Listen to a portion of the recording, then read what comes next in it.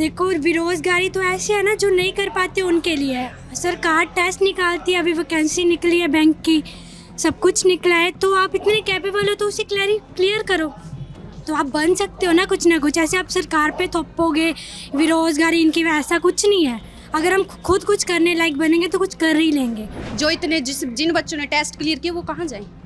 जरूरी नहीं सकते हैं, जो एक बार पढ़े वो नेक्स्ट टाइम भी क्लैरिफाई कर सकते हैं ना। नहीं, अगर किसी ने नहीं किया एग्ज़ाम क्वालिफाई, अगली बार नहीं हुआ, ऐसी सिचुएशंस आ गई, ऐसी सिचुएशन अपनी फैमिली में आ गई कि मेरी फैमिली में कोई मर गया है, मैं एग्ज़ाम क्वालिफाई नहीं किया दूसरी बार में, उसका क्या?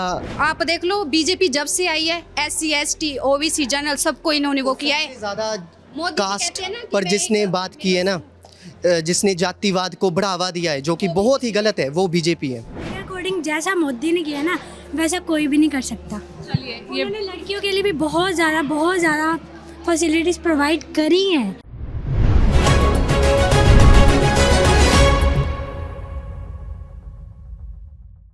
इस वक्त हम ऊना में हैं, ऊना के SVSD PG कॉलेज में हैं। कुछ B.Ed के स्टूडेंट्स हमारे साथ हैं, हम इनसे बात करते हैं, समझने की कोशिश करते हैं कि यहाँ के क्या मुद्दे हैं, इनकी क्या समस्याएं हैं। आपका क्या नाम है? मैम मेरा नाम जस्सिका हीरा है। जैसिका, बताइए यहाँ के क्या मुद्दे हैं, क्या सोचकर आप वोट करेंगी, किन मुद्दों पर आप वोट करेंगी? मैम जो मेरा मुद्दा है, बात हमारे कि मैं किसान की बेटी हूँ, तो वो जो किसानों के हक के लिए करेगा, बेरोज़गारी के लिए करेगा, OPS देगा हमें, लड़कियों के लिए शिक्षा देगा, हम उसी को वोट करेंगे और सपोर्ट भी करेंगे जी। हाँ, ऐसा करने वाला आपको कौन पॉलिटिशियन लगता है या कौन सी पार्टी लगती है? मैं चिंतपूर्णी कॉन्स्टिट्यूंसी से हूँ, तो मैं कांग्रेस को ही वोट दूंगी। यस। आपका क्या सोचना है, किन मुद्दों पर आप वोट देंगी? पहली बार वोट देंगे आप? हाँ जी। बेरोज़गारी जैसे ज़्यादा है यहाँ पे, जैसे यहाँ पे रोड्स वगैरह वो कंस्ट्रक्ट होने चाहिए अच्छे से, तो इसी को सोच के, और बच्चों को स्कॉलरशिप वगैरह लगनी चाहिए, जो ज़्यादा वो हैं एबल हैं उनके लिए। आपको क्या लगता है, लड़कियों के लिए क्या यहाँ पर कुछ काम हुआ है? लड़कियाँ यहाँ पर सेफ फील करती हैं? हाँ जी बिल्कुल, काफ़ी सेफ फील करती हैं। जैसे पहले होता था लड़कियां बाहर नहीं जा सकती थी, कुछ नहीं कर सकती थी, बट आजकल इतना है नहीं, कुछ थोड़ा बहुत है, बट उसको भी ख़त्म करने की कोशिश ज़रूर करनी चाहिए। हाँ जी। आपको क्या लगता है, रात में आप निकल पाएंगी? अगर यहाँ निकलना हो रात में, आप सेफ फील करती हैं? हाँ, सेफ भी फील करते हैं, बट थोड़ा सा डर भी रहता है, क्योंकि थोड़ा डर भी रहता है। सेफ्टी पर काम। हाँ, सेफ्टी पे काम किया जाए। आपको क्या लगता है, आप जब वोट देने जाएंगे तो किन मुद्दों के आधार पर वोट देंगी? मुझे तो ऐसे बेरोज़गारी का है कि बेरोज़गारी बहुत हो गई है यहाँ पे। बच्चे पढ़ते हैं पर फिर भी ऐसे घूमते हैं, कोई नौकरी नहीं मिलती उनको। बस यही है कि जो नौकरी देगा हम वोट भी उसी को देंगे। जो नौकरी देगा वोट उसी को देंगे। आपको क्या लगता है, लड़कियों के क्या मुद्दे हैं, लड़कियों की क्या समस्याएं हैं जिस पर नेताओं को काम करना चाहिए? हाँ, मेरे अकॉर्डिंग फ़र्स्ट ऑफ ऑल लड़कियाँ सेफ़ नहीं है मेरे अकॉर्डिंग, क्योंकि यहाँ की थोड़ी नैरो माइंडेड थिंकिंग की वजह से ना लड़कियाँ कुछ पहन सकती है, ना ही कुछ कहीं जा सकती है। उनके अकॉर्डिंग यही है, लड़कियाँ बाहर निकलती हैं तो वो गलत है। मेरे अकॉर्डिंग है यहाँ पे लड़कियाँ सेफ़ नहीं है, उनको पहले तो सेफ़ करें।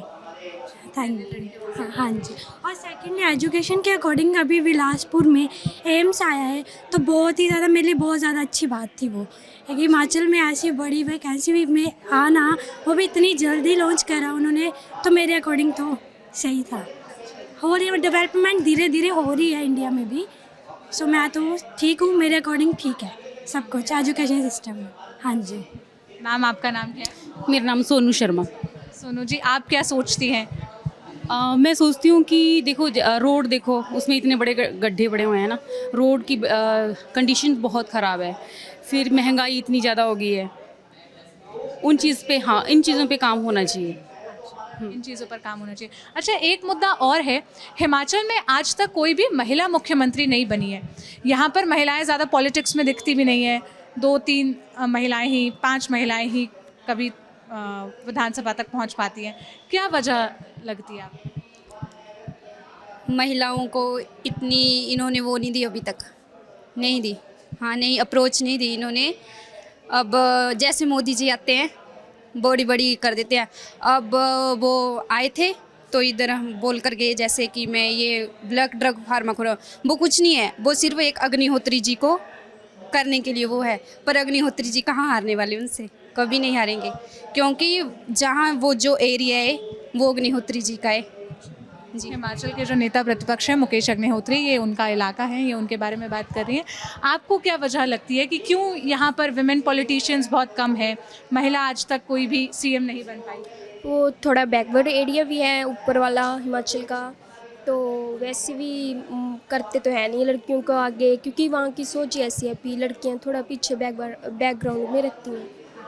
तो क्या काम करना चाहिए सरकारों को कि लड़कियाँ आगे आएँ, लड़कियों के? तो लड़कियों में अपने आप में लाना चाहिए कि हम सब कुछ कर सकते हैं। अगर वो किसी की सोच के अकॉर्डिंग आज भी कुछ लड़कियां चलती है कि नहीं वो ऐसा सोच रहा है तो हम ना करें। सबसे पहले तो हमें खुद ही इंडिपेंडेंट बनना पड़ेगा, तभी हम आगे कुछ कर पाएंगे। तो मेरे अकॉर्डिंग पहले लड़कियों को भी खुद में चेंज लाना चाहिए। उनके घर वालों की सोच को भी बदलना चाहिए। मेन बात, घर वाले अलो करेंगे वो तभी निकलेंगी ना, इसलिए उनकी सोच को बदलना चाहिए कि लड़कियों को बाहर निकाल लो, उनको करने दो, उनको स्टैंड लेने दो खुद के लिए। लड़कियों को स्टैंड लेने दो, लड़कियों को मौके लेने दो। आपका नाम क्या है? कार्तिक कौशल। कार्तिकेय, आपको क्या मुद्दे लगते हैं इस चुनाव में? देखिए मुद्दे तो बहुत हैं, लेकिन पहले मैं ये बात करना चाहता हूँ कि हमें जो वादे किए थे, जैसे मोदी जी ने कहा था कि 2 करोड़ रोज़गार देंगे, वो नहीं दिए। और उन्होंने सभी कुछ प्राइवेटाइजेशन कर दिया है। आप देखेंगे कि सड़कें, स्कूल तो नहीं, लेकिन आने वाले समय में मुझे डर है कि स्कूल कॉलेजेस भी प्राइवेटाइजेशन होंगे। बिजली तक नहीं छोड़ी इन्होंने। तो मैं समझता हूँ कि मोदी सरकार देश के लिए एक बहुत बड़ा खतरा है। और इस हिमाचल में बात की जाए तो ओपीएस एक बहुत बड़ा मुद्दा है। और कांग्रेस पार्टी को इससे मतलब कुछ वोटें मिलेंगी, काफ़ी डेवलपमेंट होगी। आप भी बीएड कर रही हैं, हो सकता है आगे सरकारी नौकरी में जाएं। आपको क्यों लगता है कि ओपीएस एक बड़ा मुद्दा है? आपको भी ऐसा लगता है? यस मैम, ज़रूर। क्यों लगता है? देखो, जो मोदी जी है वो बोलते हैं कांग्रेस ने कुछ नहीं किया, कहते हैं ना वो। तो अब आप देख लो, अगर कांग्रेस ने कुछ नहीं किया तो वही आप बेच क्या रहे हैं उनका बनाया वो क्यों बेच रहे हैं? हम टीचिंग लाइन में हैं, हमें ज़रूरत है, पेंशन चाहिए ना, चाहिए इन फ्यूचर लाइफ हमें तो पेंशन चाहिए। टीचिंग लाइन में एक ऐसा प्रोफेशन है कि आज ऐसा टाइम आ गया है कि हम अपनी सैलरी में अपना गुजारा नहीं कर पाते। हमें पेंशन चाहिए, हमें कुछ और सोर्स ऑफ इनकम चाहिए इस सोसाइटी में। स्पेशली जो मोदी सरकार ने हालात बना दिए हैं, नॉर्मल इंसान जी नहीं सकता। हमें कुछ सोर्स ऑफ इनकम डेवलप करने पड़ेंगे और एक बेहतर लाइफ बनाने के लिए अपनी, मैं ये समझता हूँ। ओपीएस, महंगाई के अलावा आपको और क्या मुद्दे लगते हैं जिन पर काम करने की ज़रूरत है नेताओं को, हिमाचल में जिन पर काम होना चाहिए, जो हिमाचल के मुद्दे हैं? हिमाचल में जैसे बड़े बड़े वादे तो सरकार करती है, डेवलपमेंट हो रही है। जैसे अभी एम्स बना है बिलासपुर में, डेवलपमेंट हो रही है, लेकिन जो वादे किए, झूठे वादे किए जाते हैं ना हिमाचल में, वो बहुत गलत है। जैसे क्या वादे किए? जैसे नौकरी का है एक बहुत बड़ा मुद्दा, हिमाचल में नहीं पूरे देश में ही है नौकरी का ना, कि पढ़े लिखे इंसान को, ग्रेजुएट इंसान को नौकरी नहीं मिल रही। आफ्टर बीएससी हमें क्या पता हमने क्या करना है।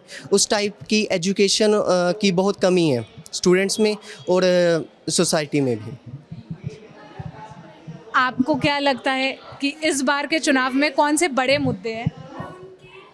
बिल्कुल सहमत नहीं हूँ। देखो, बेरोज़गारी तो ऐसी है ना जो नहीं कर पाते उनके लिए है। सरकार टेस्ट निकालती है, अभी वैकेंसी निकली है बैंक की, सब कुछ निकला है, तो आप इतने कैपेबल हो तो उसे क्लियर करो, तो आप बन सकते हो ना कुछ ना कुछ। ऐसे आप सरकार पे थोपोगे बेरोज़गारी इनकी, ऐसा कुछ नहीं है। अगर हम खुद कुछ करने लायक बनेंगे तो कुछ कर ही लेंगे, उसमें सरकार की कोई वो नहीं है। मैं तो ये बोलती हूँ एम्स आना बहुत बड़ी बात थी बिलासपुर में। मेरे अकॉर्डिंग जो मोदी जी ने करा बहुत ज़्यादा अच्छा किया उन्होंने, मैं उनके सपोर्ट में हूँ, क्योंकि बस मेरे लिए बहुत बड़ी बात है। आप भी समझ सकते हो, तो एम्स कोई छोटी बात नहीं है, वो भी एक हिमाचल प्रदेश एम्स बिलासपुर में लाना, एक मेडिकल स्टडी। देखिए, मैं समझता हूँ कि बेरोज़गारी है ना, वो समस्या रहेगी भले ही कोई भी सरकार आ जाए, लेकिन वैकेंसीज जैसे निकलती हैं और 23 हज़ार लोग टेस्ट देते हैं, उसमें सिर्फ 300 लोग ही, सिर्फ 300 लोग ही आगे क्वालिफाई कर पाते हैं उस एग्ज़ाम को और नौकरी पाते हैं।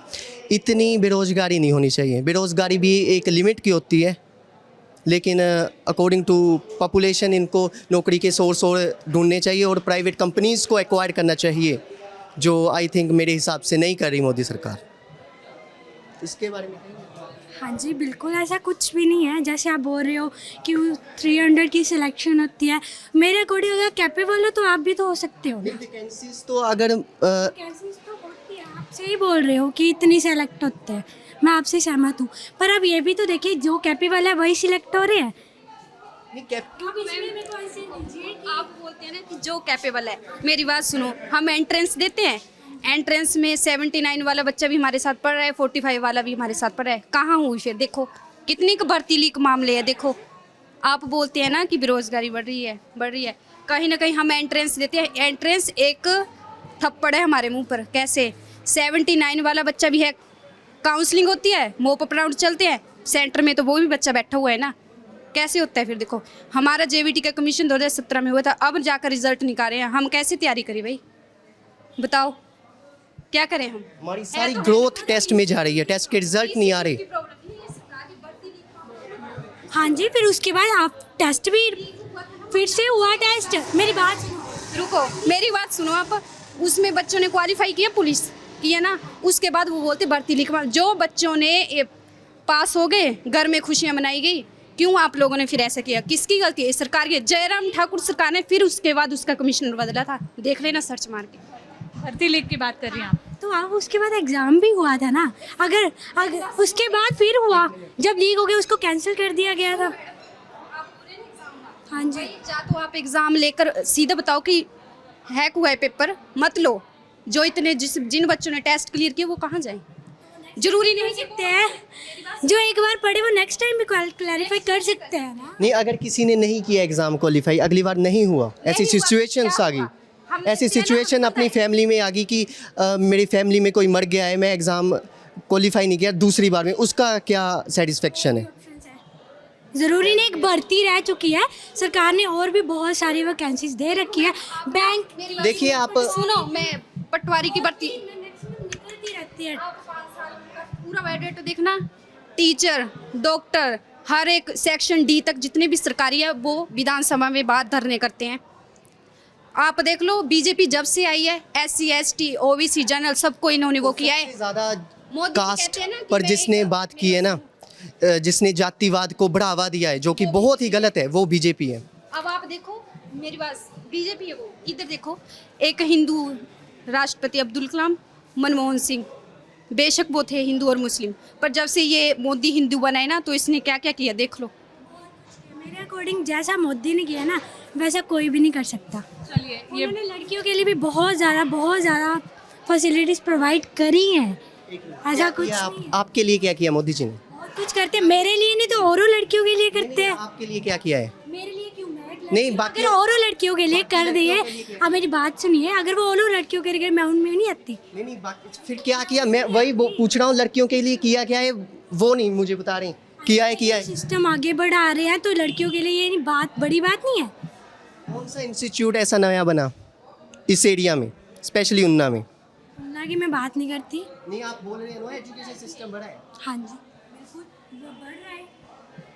चलिए, जिस तरह की बहस यहाँ हो रही है, इस तरह की बहस, इस तरह की मुद्दों पर बातचीत हमें यूं ही देखने के लिए मिलती रहे विधानसभाओं के अंदर, संसद के अंदर, ताकि इन जैसे लोगों के लिए, हम जैसे लोगों के लिए, आप जैसे लोगों के लिए काम हो और ज्वलंत मुद्दों पर इसी तरह बातचीत हो। मन में कोई द्वेष तो नहीं है ना एक दूसरे से? ऐसा तो नहीं है ना क्लास में साथ में बैठ के? फिर ऐसा ही होना भी चाहिए कि आप मुद्दों पर असहमत हो सकते हैं, आप अलग अलग सोच रख सकते हैं, लेकिन काम, बातचीत, दोस्ती सब बनी रहनी चाहिए। इस पूरी बातचीत को कैमरे के पीछे से रिकॉर्ड किया मेरे साथी अमितेश ने। मेरा नाम है सोनल। देखते रहिए द ललन टॉक। शुक्रिया।